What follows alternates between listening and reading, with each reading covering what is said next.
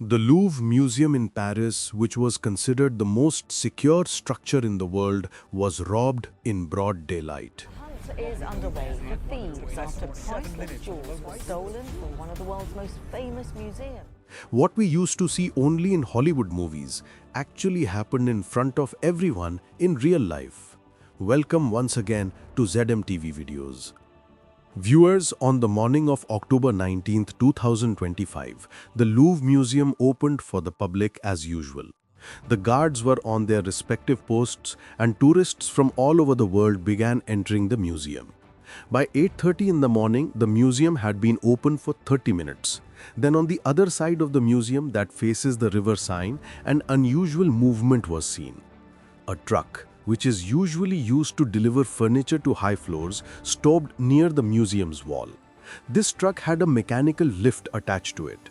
But this truck wasn't here to lift any furniture, and neither were the people inside it innocent. There were a total of 4 people in this group. They were wearing yellow and orange vests just like construction workers wear, but their faces were covered with balaclavas. 2 of them, without any hesitation, extended the mechanical lift and reached up to a balcony on the first floor of the museum. This balcony leads directly to one of the most magnificent parts of the museum, the Gallery d'Apollon, or the Gallery of Apollo. This was the same gallery where France's royal treasure was displayed. But to enter the Gallery of Apollo, there was one big obstacle, a very thick glass wall. After reaching the balcony, they took out an industrial-grade disc cutter from their bag, and within just a few seconds, they managed to make a hole in the glass and get inside. Everything happened so quickly that even the security guards hadn't realized what was going on yet. But this act triggered the museum security alarm, and the guards inside the gallery saw the thieves. Yet the thieves didn't care about anything. They threatened the guards by showing them their power tools and continued their work. The guards immediately followed the protocol and started evacuating tourists from the gallery. Chaos had now spread across the museum. A female witness later said that there was complete panic and fear everywhere. People couldn't understand what was happening.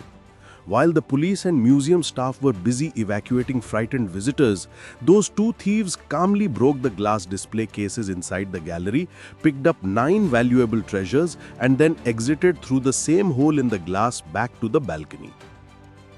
Down below, their 2 partners were waiting for them on scooters. The 2 thieves quickly descended using the lift stairs, sat on the scooters, and fled from there.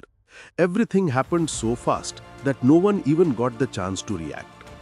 According to the police, the thieves stayed inside the museum for only 4 minutes, and the entire operation, parking the truck, extending the stairs, cutting the glass, stealing the treasures, and escaping, took just 8 minutes in total. Before leaving, they even tried to set the lift truck on fire so that the police wouldn't find any evidence or fingerprints on it. But a brave museum staff member immediately intervened and stopped them from doing so. The thieves then escaped along the riverbank through the boulevard periphery, Paris's ring road, and got away via the A6 motorway. This daylight robbery was an unbearable humiliation for France. But the question was, what exactly was stolen from the museum? What items did the thieves target? When the loss was assessed, a wave of mourning spread throughout France. The items that were stolen had financial value, of course, but their historical and cultural worth was said to be priceless. According to the Ministry of Culture, a total of 8 precious items were stolen from the Louvre Museum. Now you might wonder, earlier I said 9, right? Yes. The thieves stole 9 items, but while escaping, one fell on the road. That was the 170-year-old crown of Empress Eugénie. Empress Eugénie, who was the wife of Napoleon III, this crown had been specially made for her in 1855. While the thieves were trying to pull it out through the hole in the glass, the hole was too small so it didn't fit. Forcing it out caused damage to the crown, and when it fell on the road, it got several scratches as well. The museum director later said that maybe it can be repaired, but the loss of the 8 other stolen items can never be compensated. Those included Empress Eugénie's beautiful tiara and a brooch, Empress Marie Louise's emerald necklace and matching earrings, Marie Louise being Napoleon Bonaparte's second wife. Queen Marie Amelia and Queen Hortense's sapphire set, which included a tiara, a necklace and an earring, and a special type of brooch known as the reliquary brooch. All these items were from the 19th century and contained thousands of diamonds, emeralds, sapphires and other precious stones. These weren't just jewels, they were part of France's royal history. According to one estimate, the gold, gems and diamonds used in these pieces alone were worth around $2 million. But considering which royal families they belonged to, even $102 million or $1 billion couldn't replace their true value. That's why they were called priceless. What's shocking is that the thieves didn't even touch the most valuable items in that gallery, like the famous Regent diamond, worth 51 million euros, about $60 million. Also, the Sancy and Hortensia diamonds were there too, but the thieves ignored them.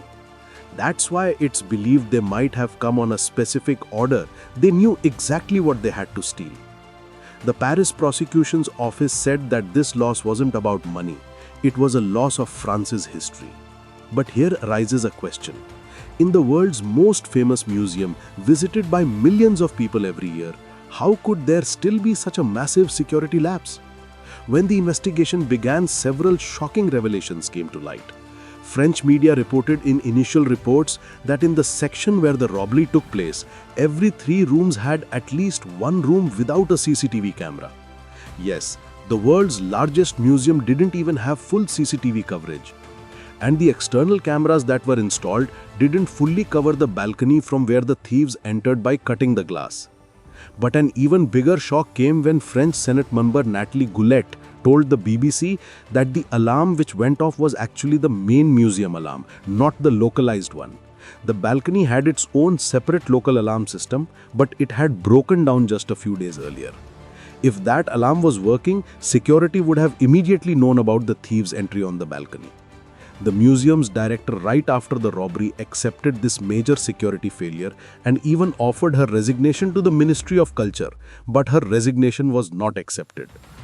This robbery has raised serious questions about the security of museums across France. And let me also tell you, this wasn't the first time such an incident happened. In fact, back in 1911, the Mona Lisa painting was also stolen from the same museum. A former museum employee stole Leonardo da Vinci's masterpiece. He hid the painting under his coat and walked right out.